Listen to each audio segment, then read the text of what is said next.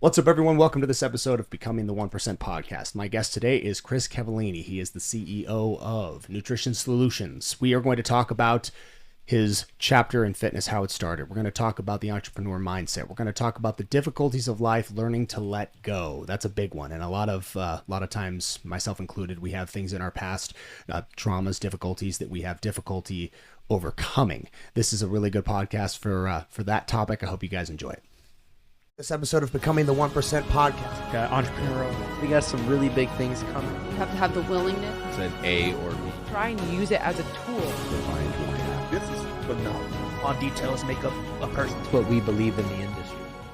Chris, welcome to the show. It's good to be here, boys. Welcome in. Thanks for coming in, man. Hey, thank you for having me. This is a long time in the making. It has. We've been talking about doing this since 2022. I was gonna say I followed your page at least 2 years. At least. Man. I love Glad the to stuff be you're here. doing, man. And It's really cool. and look, I can say the same. This place is incredible. Thank you. Yeah, I really appreciate online, Instagram doesn't do the justice. It's pretty special. Good energy in here. it. I appreciate that. Yeah, for sure. Yeah, we wanted to create a place where it really felt. I like the word fun. I wanted it to be a place, especially for this type of thing. Mm-hmm. Training is already kind of difficult for the average person to find the fun in. Right. So that's where it started. But then in here, we found the same methodology works for conversation, for dialogue, podcasting. A lot of these places I go, they're cool, but a lot of times they kind of feel like a dungeon, or it feels like you're on the news. Like it feels very, in here, I wanted it to be like, oh man, I feel like I can be a kid again. It's a party. Yeah, exactly. Yeah. So man, I so much to get into. I want to dive, but first of all, I like to back up and let the guest start the introduction on themselves. Who are you and what got you onto your journey with fitness? Man, that's a interesting question. So my name is Chris Cavallini. I'm the CEO and founder of Nutrition Solutions. I'm also a veteran of the United States Navy. And to add to that, I'm a former drug dealer. I was arrested 17 times for my 18th birthday, another half a dozen times after that. I have multiple felonies on my record. Growing up, I was in and out of foster homes, group homes, juvenile detention centers, and jail cells. So I lived a pretty interesting life, and I was exposed to a lot of trauma and adversity very, very early on. And I'm very fortunate to have been through that because, unbeknownst to myself at the time, it gave me strength. It made me strong and equipped me with tools that, little did I know, would allow me to go on to do things with my life that are considered to be statistically impossible. How I got started with fitness was pretty simple. I needed something to feel a bit of significance because I didn't have the best home situation. I didn't have the best, my mother had me at 16. She was a drug addict. Father took off before I was even born, so he was never around. I found the gym, and the gym was an outlet for me to be able to do something that actually made me feel proud of myself. Because growing up, I didn't often feel proud of myself. I certainly didn't have anybody telling me that they were proud of me. So it was important to me to have an outlet that I could basically feel pride and be do something that was somewhat significant. And then also it allowed me to kind of de-stress. I was a very angry kid. You don't get arrested as many times as I do, or I did, excuse me. Without some behavioral and anger issues. So the gym was also just an outlet to kind of channel that aggression and that energy into, and just gave me a productive outlet to, again, allocate that extra energy. I mean, who knows what would have happened if not for the gym. Mm-hmm. But fitness started to become very important to me in high school. My freshman year, I was in the weight room every single day. Again, I didn't know what I was doing. I was learning as I went along. I would go to a gym, a local YMCA, and I'd sneak in the back door. I'd wait for somebody to come out, sneak in the back door, and I'd be in the weight room, and I'd be watching other guys who were, older and had the physique that I aspired to have, and just kind of started doing what they did. And, now here we are. I'm 41 years old now. I've been training for 25 years. I started my company, Nutrition Solutions, which we are a healthy meal delivery service. Mm-hmm. Basically what we do is we streamline the process of helping people get in the best shape of their life with no stress. And I started that in 2012. And man, it's been a wild ride. We're an 8-figure company now, and things are going pretty good. We just signed a new lease on a facility that's about 4 times the size of the one that we've been operating out of for the last several years. So Congrats. yeah, thank you. That's going to be instrumental in the next level, because we have grown monumentally over the last couple of years. And to be perfectly honest, we outgrew our facility that we're currently in 3 years ago. We've been getting by sheer grit and creativity. So this is going to be just the natural progression of our company and allow us to take things to the next level. That's awesome, man. At the beginning of your time in the YMCA, when you first found weightlifting as a potential outlet for the lifestyle you were living, was there at any point, was there anyone that was instrumental in helping you or actually teaching you how to move and really just to understand better that exercise, training, all of that stuff can and will be the outlet you'll use for the rest of your life? Yeah, so I would say not in the YMCA, but my football coach and wrestling coach definitely were instrumental in kind of helping me understand the importance of the gym for somebody like me, because they were aware of my situations and my home life, as it were. They were aware that I was a troubled youth. They understood why, and they did everything they could to help me. So yeah, they certainly, helped me understand the importance of being in the gym, not just from a physical standpoint, but to keep myself busy, to keep myself out of trouble. Yeah. Although it didn't actually work, but perhaps it kept me out of a little less trouble. So yeah, well, I think there's a big lesson to be learned in that, and I think every one of us, I love hearing how people find their fitness journey and the reasons why, and stories like yours are the ones that I think I latch onto the most. It's very different from mine. I did not really find the gym out of sheer emotional necessity. I was one of those kids who was brought into it for the sports performance side, and then I found a love for it in my time in college studying it, and that sort of kept going. But I find much more interesting the stories like yours, where it's almost a form of rehab, a form of therapy. Yeah, it's a form of therapy at a very young age. And you're a coach now. How often do you see that story repeating itself with your clients? Do you have clients that this is their form of therapy? Yeah, so I'm not a fitness coach. I do peak performance coaching. I'm coaching people on all the primary human metrics, business, fitness, finance, and life. But for every client, the process starts with them dialing in their nutrition and stepping up their physicality in the gym, because I think physicality is directly related to mentality.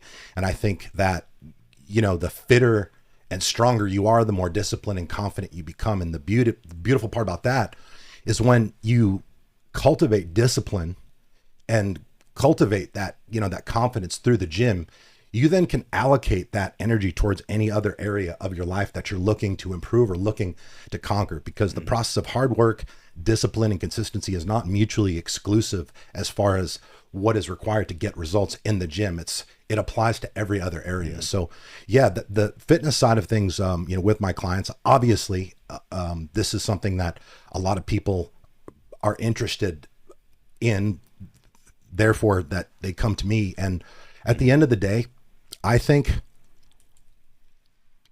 if you are not working out, and by the way, 79% of Americans do not work out. They get zero exercise. If you are not working out, you are leaving so much on the table, and you will just simply you will not be able to appreciate the full scope of the human experience. I think training, especially hard training, makes every area of life measurably better. I agree.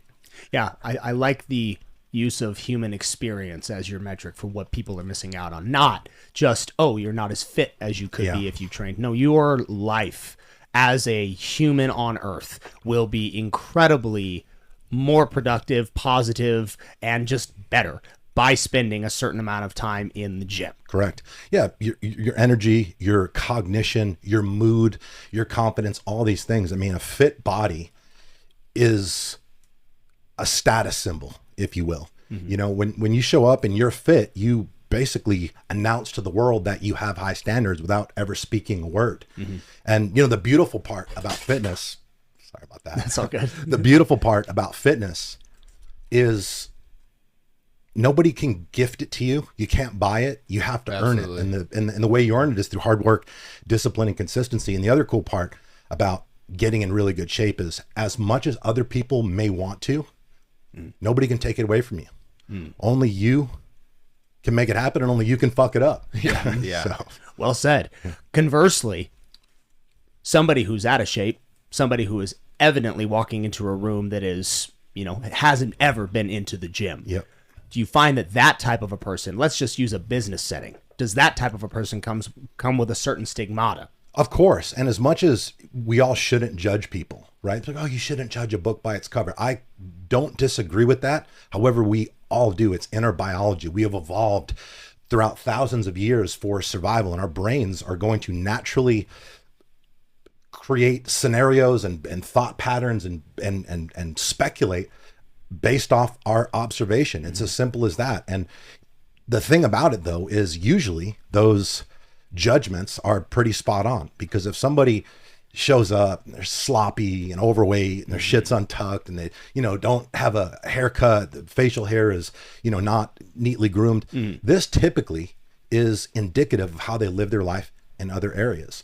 Make no mistake about it, I think physical appearance is important. Anybody who tells you different is delusional. And the cool part about that is, if you are not attractive, you can make yourself attractive. Anybody can get fitter, get stronger, start wearing clothes that fit. Once you have a fitter body, it's easy to dress nice when you're in great shape, right? Smell good, get a haircut, do those things, and anybody can go from a 5 to an 8. It seems as though we are living in a society that is promoting a different narrative. It seems as though we are living in a time when inclusion and acceptance are the words that are more so pushed rather than fitness. I mean, everything you just said, there's going to be a whole demographic of people that not only disagree with it, they're going to make judgments about you just based on the fact that you have standards for the people you interact with and work with.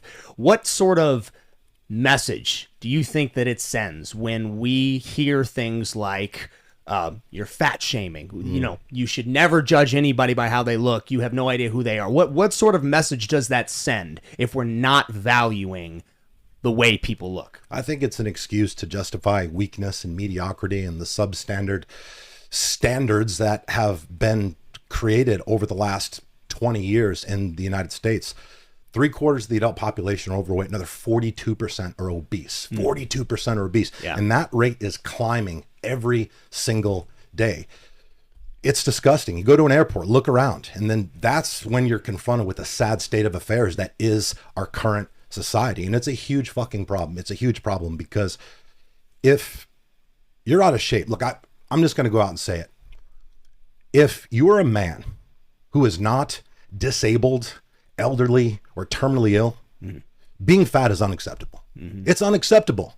It's unacceptable. And it's also disrespectful to God. You're put on this planet, given this life. You didn't have to do anything for it. You're put on this planet. We only get one of them.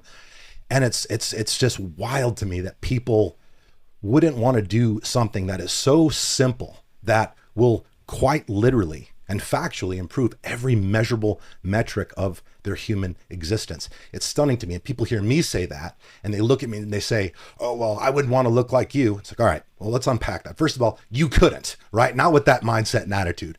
But secondly, it's not about looking like me. It's about looking into the mirror and seeing a reflection that you're actually proud of. If you are not proud of how your body looks naked, that is going to spill and transcend into many areas of your life. How you feel about yourself is what essentially dictates your self-esteem. It dictates your self-worth, and it dictates your confidence or lack thereof. Getting fit, there's a reason getting fit is directly related to higher levels of success. They've done research on this, and there's been studies that have been published that show conclusively that people who are fit get paid more than people who are not. And that doesn't surprise me at all. And at the end of the day, you can't become a millionaire in 6 weeks. You can't create a remarkable skill set in 6 weeks. There's not a lot of, crazy life impacting things that you can do in a short period of time, but you absolutely can get fit in 6 weeks or get in just a lot better shape than you currently are in. It's something that can happen very, very quickly. You can metrically improve in 6 weeks. Yeah, absolutely. My company, Nutrition Solutions, every year we do a 6-week transformation challenge, and we've been doing it for about 6 years now. And I am just always stunned by just the extraordinary progress and the extraordinary transformation that we see in just 42 days. But obviously these people committed, they committed to a process and they went all in. Obviously, they're not just getting the meals from us. We provide a workout guide, and I create the workout guide, and it's hard. I mean, it's hard. It's basically created to force the result. If you do this, there's no way that you won't lose fat, you won't build muscle, you won't, improve your body composition. Mm-hmm. And it's also a good opportunity for us, not only to showcase our product and showcase the results, which really is what our product is the results that we get our clients. Mm-hmm. It's an opportunity for people to see what's possible in a very short period of time for people like them, when they're willing to commit, when they're willing to do the work, to sacrifice comfort for a little while and just do what you're supposed to do. Mm-hmm. Speaking of comfort, I feel like we're in an age right now where essentially we're microdosing adversity when it comes to physical activity. Say 20 years ago, 40 years ago, men used to go out in the field and they would work and they would have a certain amount of physical activity that was built into their schedule. How difficult is it getting people to recognize that we're not in that time anymore? We actually have to go an extra mile to get to the gym, to get our cardio, to get those type of things in so that we can be in good physical condition. Yeah, it's extremely important. I mean, corporate culture is modern day slavery, in my opinion. Working in an environment where you're around a bunch of people who do not want to be there, it is a very uninspiring workload, workforce. You're sedentary, right? Mm-hmm. So you're stressed. They pay you just barely enough to survive. It's modern day slavery. Mm-hmm. I think it's extremely important. And, to give some just tangible value to anybody who might be listening, some of the young men perhaps, as a young man, if you're trying to figure out your path, I think the best thing that you can do from a work standpoint is do a manual labor job. Find a manual labor job that the work is hard, the hours suck, it's shitty, it's grueling, because first of all, those jobs pay well, right? Because not a lot of people want to do it. Right. And secondly, those type of jobs build character. Those build character. And if you can develop that work ethic and develop that character at a young age, it's going to set you up for later in life. Plus, if you're working in an active capacity, then, you're going to be significantly ahead of the power curve than somebody who's sedentary, sitting at a desk all day, typing and eating Twinkies on their smoke break. Mm-hmm. Absolutely. What you're saying is very different than a lot of the guests we have on, and a lot of the people that I hear, especially the Buy My Program, Become an Entrepreneur community, seems to be entirely dismissing what you just said, which is get a manual labor job, learn the value of hard work with your hands. Yep. No, today it seems like the one and only goal behind every single person on the internet is how can we make you an influencer as fast as we possibly can. What do you see as being the problems with that mindset? Yeah, work smarter, not harder, right? That's the narrative That's they go the narrative. with. It's perfectly it's said. It's bullshit. It's an excuse. It's an excuse. You need to work smart and hard. Mm-hmm. That's the name of the game, because regardless of how smart or efficiently you're working, there's always going to be somebody else out there who is not only working smart and efficiently, but is also working hard and working long hours. If you're trying to get ahead in life, if you're trying to do more than just survive, you have to be okay with working a lot. It's as simple as that. The 40-hour work week is designed to keep people basically barely able to keep their heads above water. Mm-hmm. When you get a job in corporate America, it's crazy. The way the life path is laid out from us is, you do a good job in high school so you can get into a good college, you get a college degree, you get out, you get a corporate job. And it's really interesting because you accumulate a gratuitous amount of debt, unforgivable debt, mind you. And then what ends up happening is you work in a job. This is the crazy part though. You work a job 40 hours a week. They want you to do that for 40 years. And at the end of it all, they're going to give you 40% of what you couldn't even live on in the first place. Mm-hmm. And it's crazy to me. Then you retire at 65 and live off whatever little money you have left until you die. Correct. And that's the American dream. Yes. But there's a formula for this. Every hour that you work over 40 needs to be looked at as an investment in your future. And people that perhaps work for a company where they're capped at 40 hours, what you have to understand is the most important work of your life is not the work that you do when you show up to work. The most important work of your life is the work that you do on yourself. It's personal development. I attribute where I am today. Like I said, I was arrested 17 times before my 18th birthday, another half a dozen times after that. My life used to be a hell of a lot different than it is now. One day I decided that I wanted things to be different. And I can honestly say that I would not be in the position today if it wasn't for the books that I've read. I read over 1,000 books. And what I would first like to say about that is it was a huge waste of time. Now it took me listen, it took me reading that many books to realize that I would have been better off reading the same 15 books over and over again, because when you learn something new and then you execute and then you evolve and you're operating at a higher level of consciousness, if you go back and, pass through a book, you're going to receive things differently. You're going to interpret things differently. You're going to basically hear a different message. And the other thing that I can honestly say, probably the most valuable lesson that personal development has taught me, and make no mistake about it, I'm studying and learning more today than I ever have.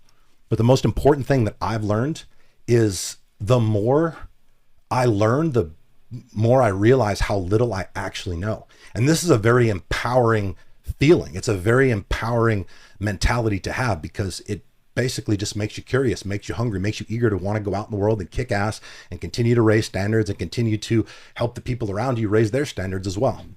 And spend time around people that are ahead of you. And I like the analogy of staying a sponge, being around people that will provide value in areas that you don't know, and knowing that you don't know. Yeah. That's also half the battle. Mm-hmm. It seems like "I don't know" is a phrase that people don't like repeating. They don't like admitting.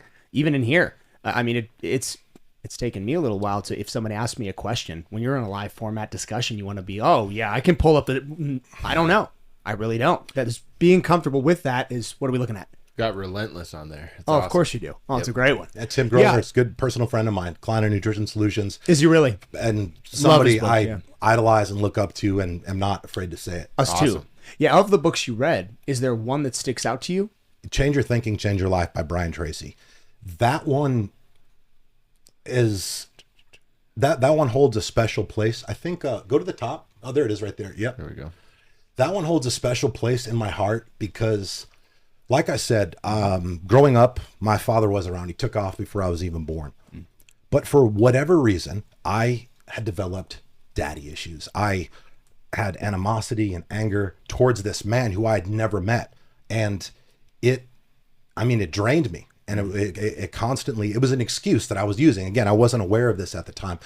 But when I read this book, there was a chapter about your parents and forgiving your parents and recognizing that, your parents did the best they could. Even if their best was shit, it was still the best that they could.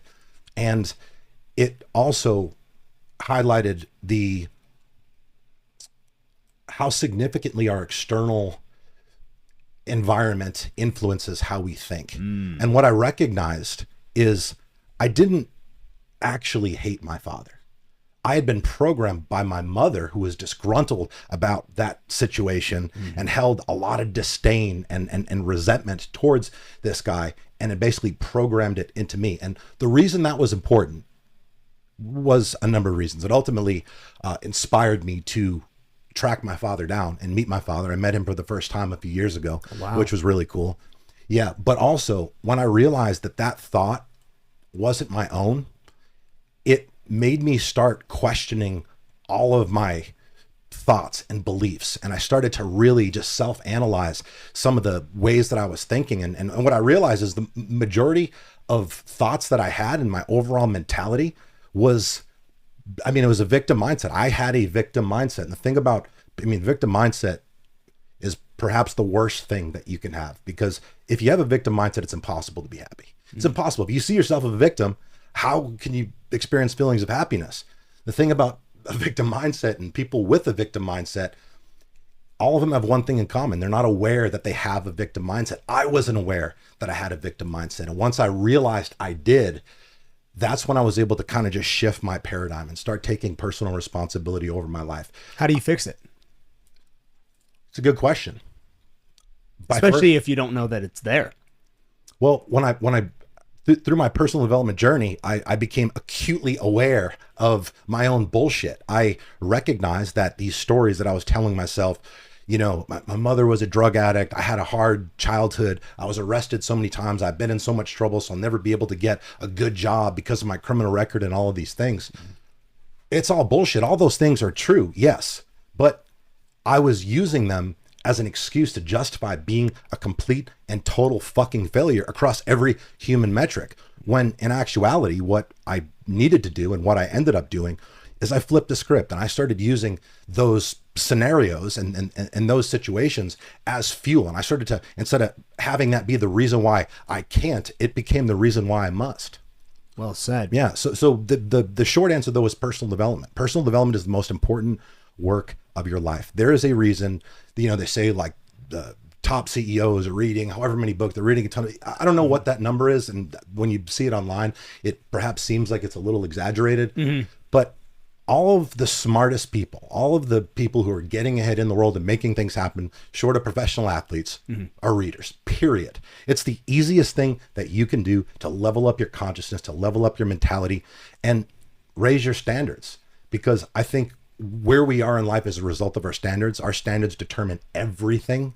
And the only way that you're going to grow is by making the conscious decision to raise your standards. And a lot of times people just don't know what to do.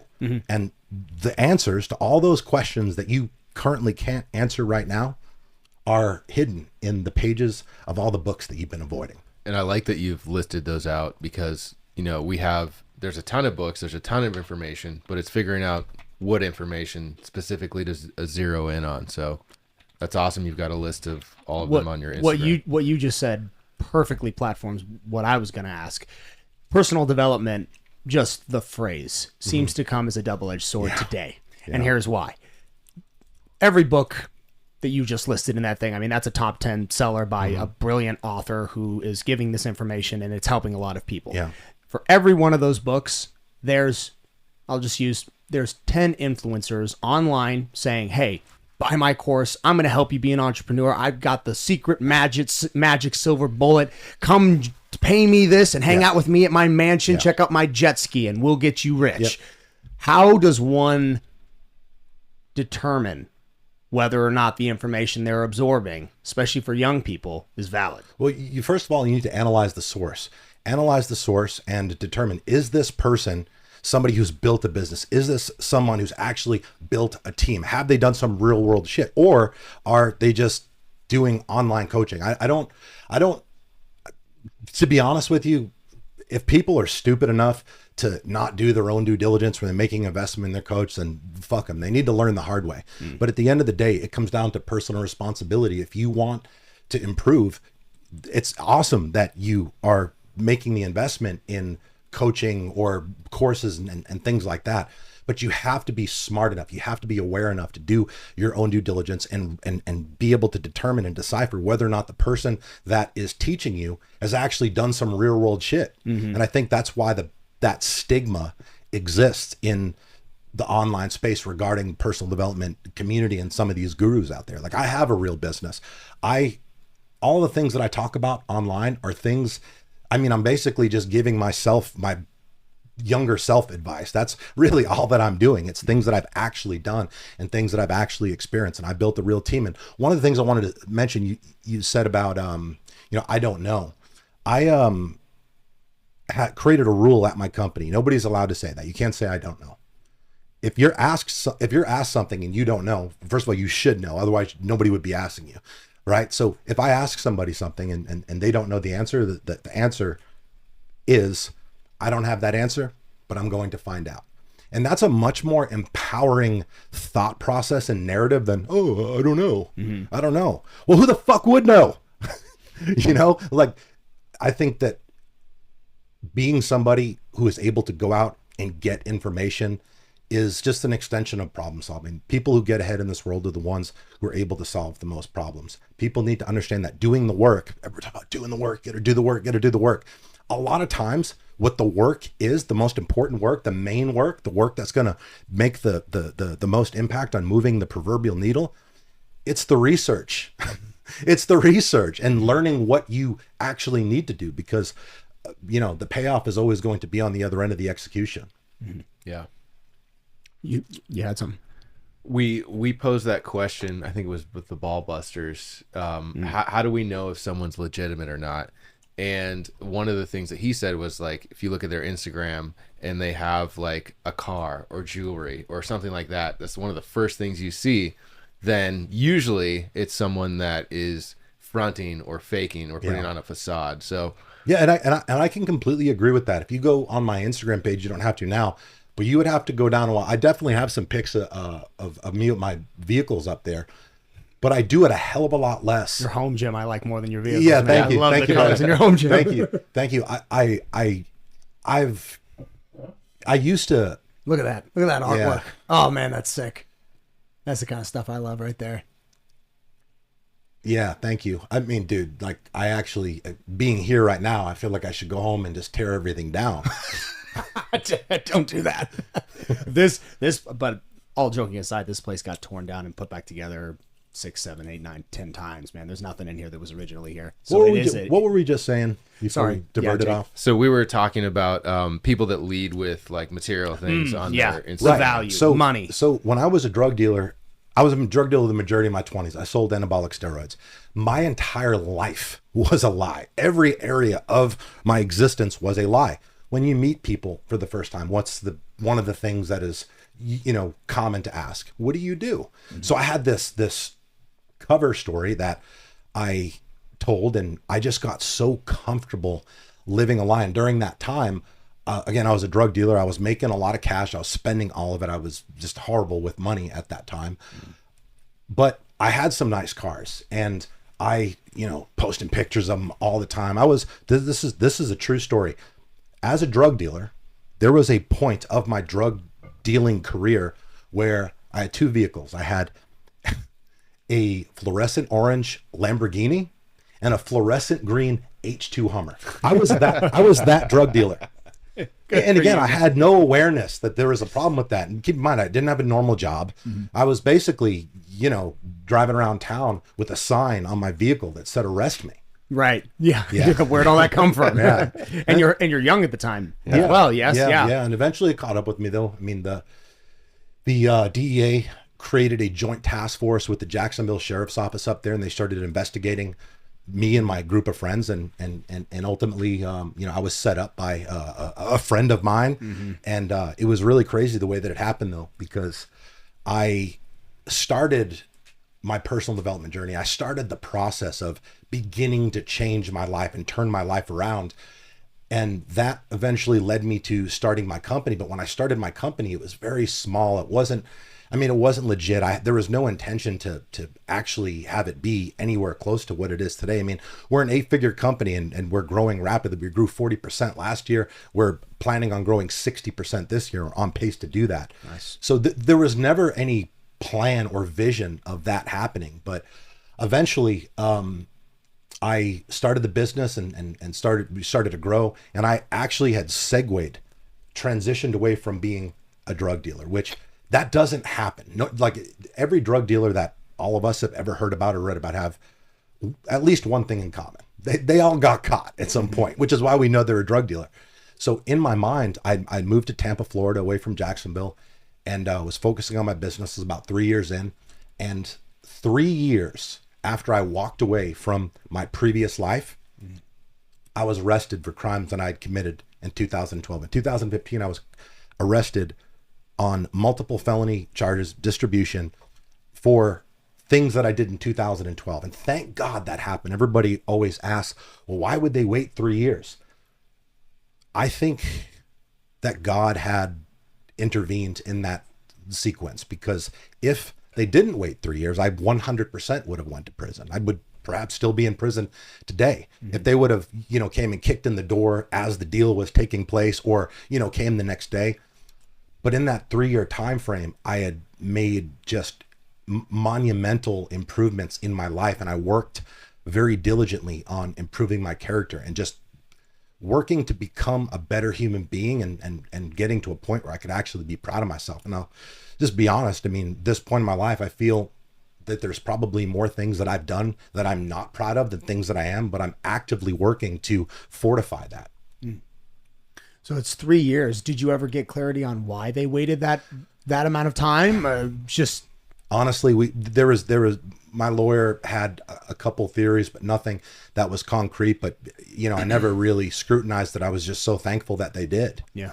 I was so thankful that they did, because that, in that 3-year window, I had, again, worked really hard on my business, and, we were nowhere where we are now. I mean, I don't think we had cleared $1 million yet at that point, but I was making an honest living. I was going to sleep every night, not with a bunch of anxiety, worried, wondering if my door was going to get kicked in. Mm-hmm. When I became aware that I was being investigated by the DEA and the Jacksonville Sheriff's Office narcotics unit, like, that was scary. It was scary to think that at any given time, they could come kick my door in. What ended up happening is my peer group at the time, other drug dealers, they started to get in trouble. They started to get sent to prison, and everybody started snitching on each other, man. It was crazy. Right. And there's a part of my story that I left out. I mentioned at the beginning, I was in the Navy for 5 years. The state of Massachusetts gave me an ultimatum my senior year in high school to either go to jail or join the military. So the military, I mean, not only changed my life, but saved my life. I mean, it taught me the importance of discipline, attention to detail, the importance of having high standards, how to operate within a team, the importance of winning, all these things that I've, now deployed into my business. We have a very paramilitary style structure within my business.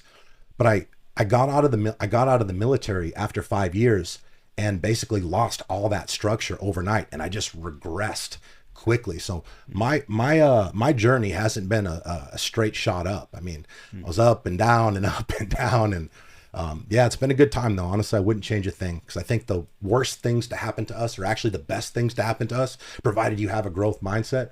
Adversity is a gift. Adversity is a gift. If you are fortunate enough to have adversity in your life, embrace it, relish it, understand it's there to make you better. It's there to make you stronger. It's there to help you become something more. And, I'm very thankful for the adversity that I've had, because it has allowed me to just create a absolutely fantastic life. I mean, I'm doing well, obviously need to keep working hard to do better. But at the end of the day, I have no complaints, and, I'm proud of where I am. I'm proud of myself, and, looking forward to the next chapter for sure. Absolutely. No, it's an inspiring story for sure, brother.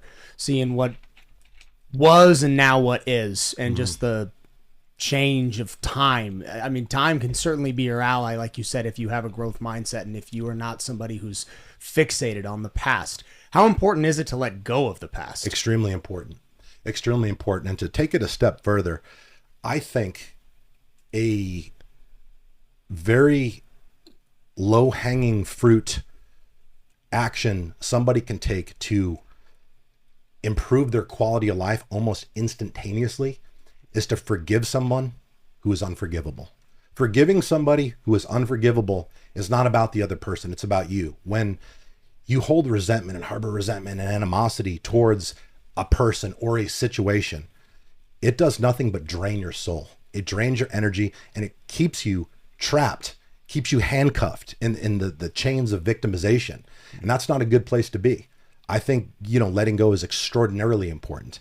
Holding grudges, harboring resentment, being malevolent for any reason. I mean, it's absolute poison. It's like shooting poison into your own system. Mm-hmm. Well said. Yeah. Yeah. And it stays with you. That's the other thing. Yeah, of course. And it stays with you forever. And it weighs you down. And the thing about it, I mean, because look, I'm not going to lie. Again, when I'm giving advice, I'm giving advice to my younger self, because I didn't always think the way that I do now. And, when I forgave my father, my entire world changed. And then when I met him, actually, interestingly enough, I don't know, I felt lighter after the fact, harboring all that disdain and resentment and animosity for as long as I did. Being able to, meet him in person and just look in his eyes for the first time, it was like 36 or 37 when we first met. I mean, it was a powerful moment for me, and I'm very, very fortunate that I was able to track him down. I mean, I don't think a lot of people I know, because a lot of people are aware of this and they've reached out. I think that, people who become estranged with family members, there's just so much ego that's tied up in it. And, I think at the end of the day, people have resentment because they're really hurting inside. And when a lot of time goes by, what ends up happening is your mind starts playing tricks, and your mind starts kind of filling in the gaps of what this person might be thinking. Oh, he doesn't care about me. She doesn't care about me. I had absolutely no idea when I reached out to my father. I had absolutely no idea how I would be received. I had no way of knowing. I didn't know if he had always wanted to reach out to me, but perhaps was too intimidated. I didn't know if he just didn't want to have anything to do with me. I didn't know. It didn't matter. I needed to do this for me. I felt that reaching out to him and basically just opening the lines of communication, I felt like as a man, that was the right thing to do. I was working very hard at that point in time to upgrade my character, and I did. And I'm really glad that I did, because now I'm proud to say I have a relationship with my father. That's outstanding. On that note, given the background that you have and the absence of your father from your youth, how important is the role of a father in the upbringing of a son? God, it's extremely important. It's extremely important, especially with a son. It is extremely important. I mean, there's stats out there. The National Center of Health Statistics reports that if you grow up in a fatherless home as a boy, you have a 60% chance of committing suicide, a 75% chance of becoming a drug addict, and a 90% chance of going to prison. It's absolutely it's crazy.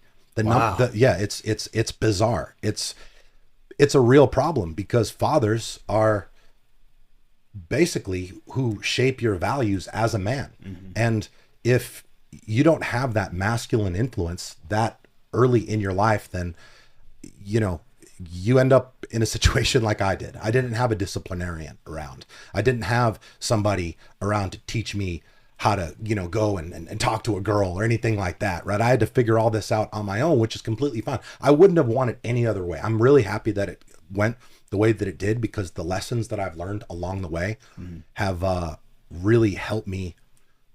It just armed me with knowledge that gives me the opportunity and ability to pour into people who are in similar situations that I used to be. So yeah, it's extremely important. And though, of course, admitting that significant number of young men in your situation do not end up in your boat here today at 41. Yeah. I mean, no, that's without fathers, without that backbone structure, disciplinarian in your life, your chances of ending up where you are at today are not that high. No, they're not. They're not.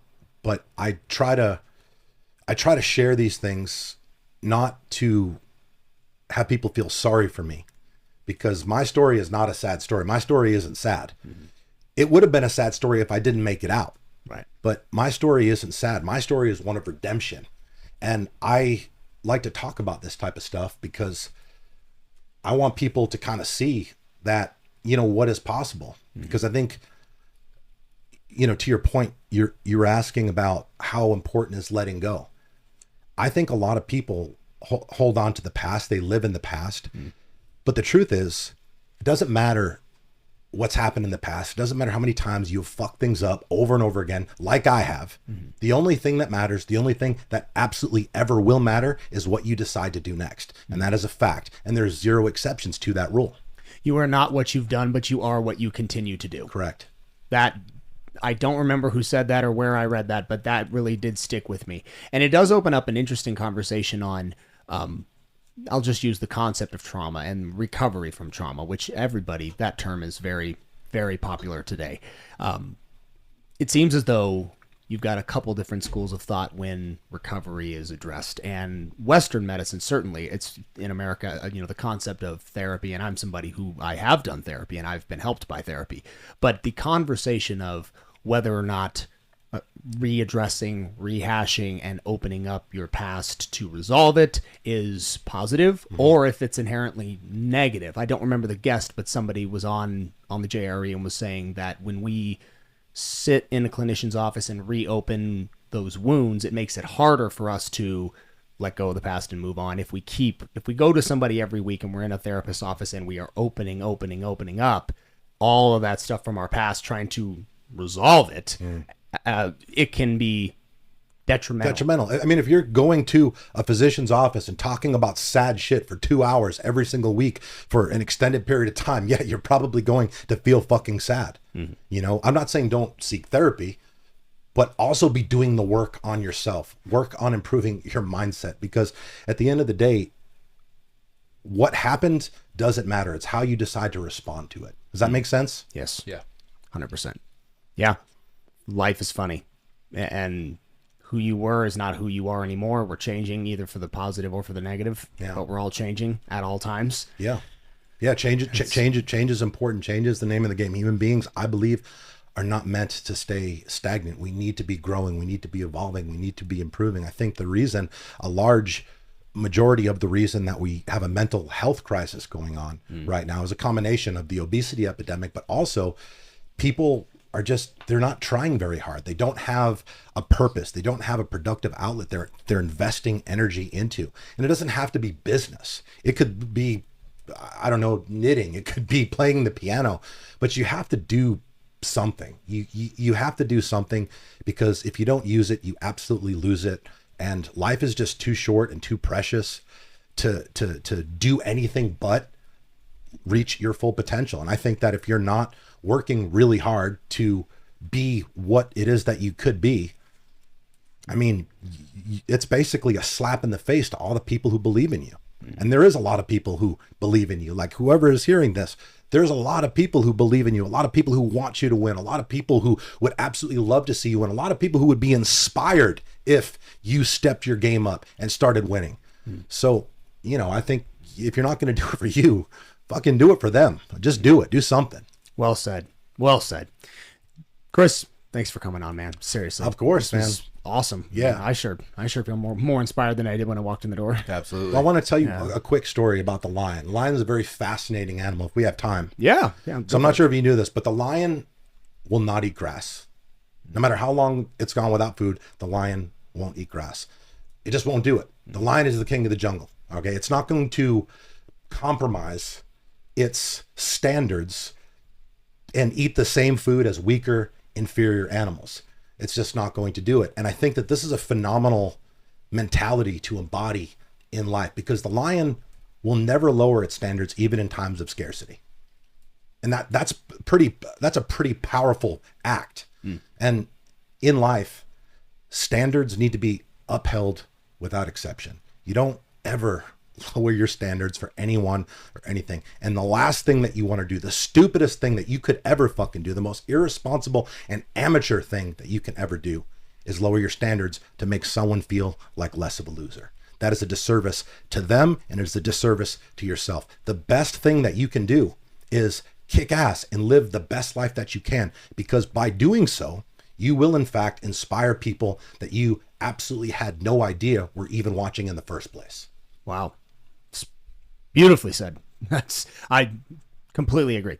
Yeah. For everything that I do or have done, I've and you'll run into people who will encourage you to compromise your standards. At least that's been my experience throughout my life. There is definitely going to be a conversation to be had with people who maybe they don't like the way you're upholding yourself. They think, hey man, if this isn't working for you, maybe you should change your stand. Maybe you should look a little lower. I mean, maybe you're priced too high. Maybe you should be a little bit, Well, I think the reason people do that is because, when they see somebody who kind of started at the same place that they did, growing, evolving, and becoming something more, if they don't have the right mentality, they can get very triggered by that. Their egos get triggered, and basically for them in certain situations, it's like, looking into a mirror that shows you everything that you are not. And unfortunately, a lot of people's egos can't handle that. But who you're around is so fucking important. And I know we're out of time here, but who you're around is so important. And as you're on the growth trajectory, as you're growing, as you're evolving, as you're working to improve your quality of life and improve the life of the people that you're responsible to take care of, you are going to lose people. This is a fantastic thing. And when you have haters in your life, it is illustrative of the fact that you are growing. You're growing and you're becoming something more. So embrace that, relish it, look at it as the universe giving its nod of approval that you're on the right track. Double down, triple down. So many people cry, go, I don't have the support. You don't need their fucking support. You want their support because for whatever reason you think it'll make the journey a little easier. You don't want easy. You don't want easy. You want hard, because hard is where the magic happens. Outstanding. Great message. Yeah, man. I love it. Chris, Thank you, brother. thank you for your time, man. Words of wisdom and everything you're doing.